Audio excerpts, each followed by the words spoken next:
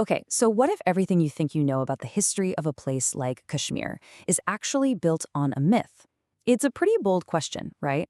Well, that's the explosive idea at the heart of Khalid Bashir Ahmad's book, Kashmir-Exposing the Myth Behind the Narrative.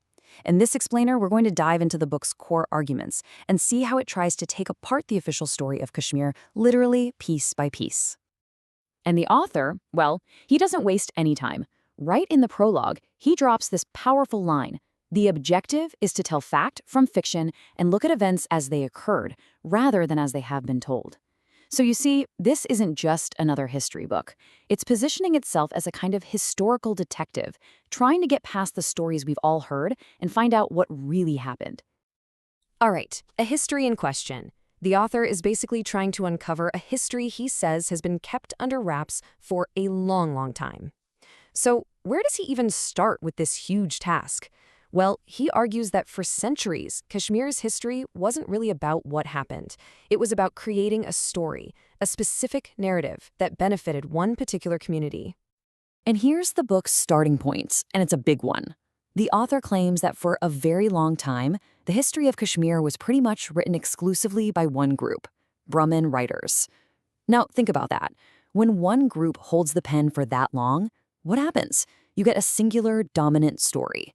And the book argues this single narrative either silenced or in some cases completely rewrote the histories of everyone else in the valley. Okay, next up, myths of the land. The book questions the very origin story of the Kashmir Valley.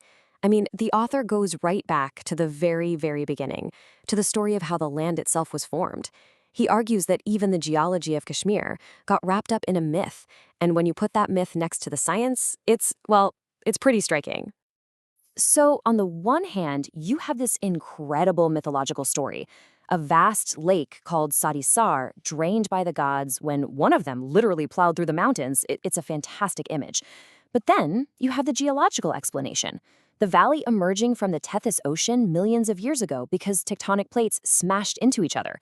Now, the book's point here isn't just, hey, one's a myth and one's science. It's way deeper. The argument is that by pushing the mythological story, a specific religious narrative got baked right into the land itself, as if claiming ownership from day one. So, we've talked about the land, now we get to the people. Narratives of the people. This is where the book claims that history and religion were actively, and I mean actively, reshaped.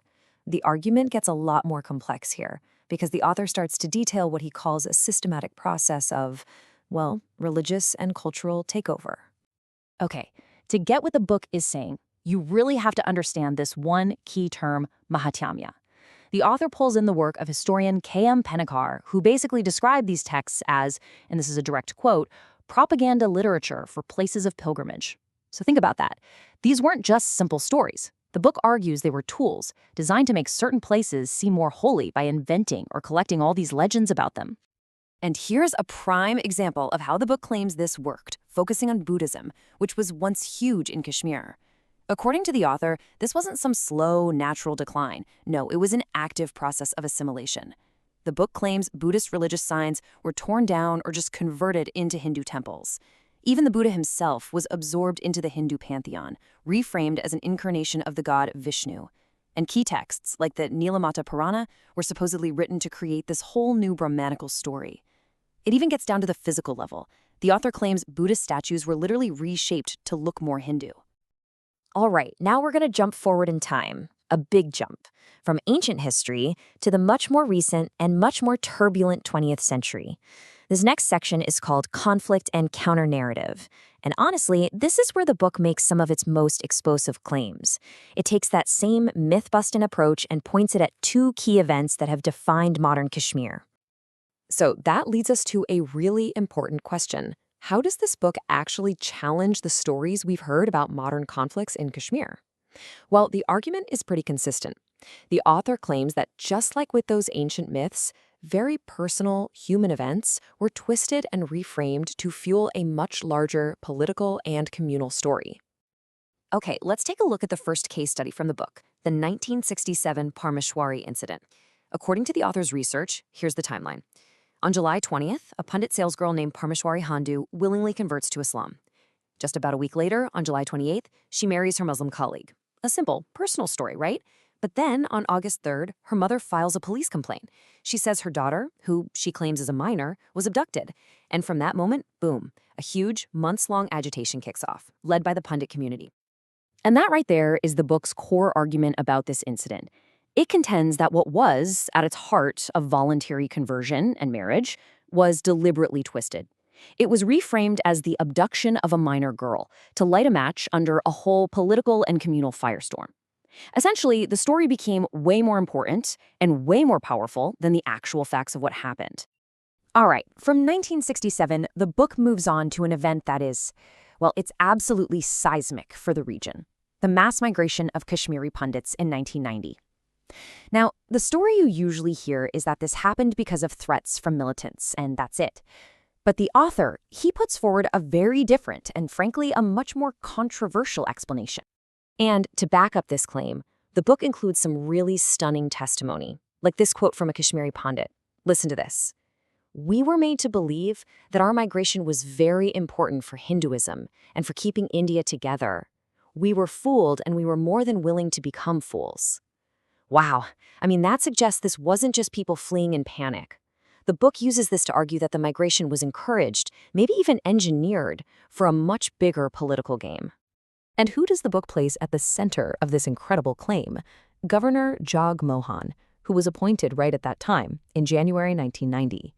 The book alleges that his administration didn't just stand by, but actively facilitated the pundit migration. They helped people leave. And the alleged reason why is chilling. The claim is they wanted to clear the way, to get civilians out of the line of fire before they launched a massive, harsh crackdown on the rest of the population.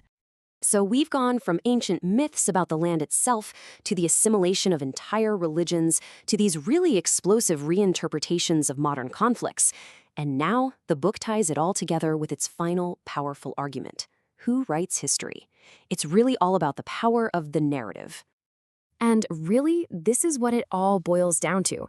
The author's ultimate argument is that the struggle over Kashmir isn't just for territory. It's not just about politics. It's a fight for the authority to write its history.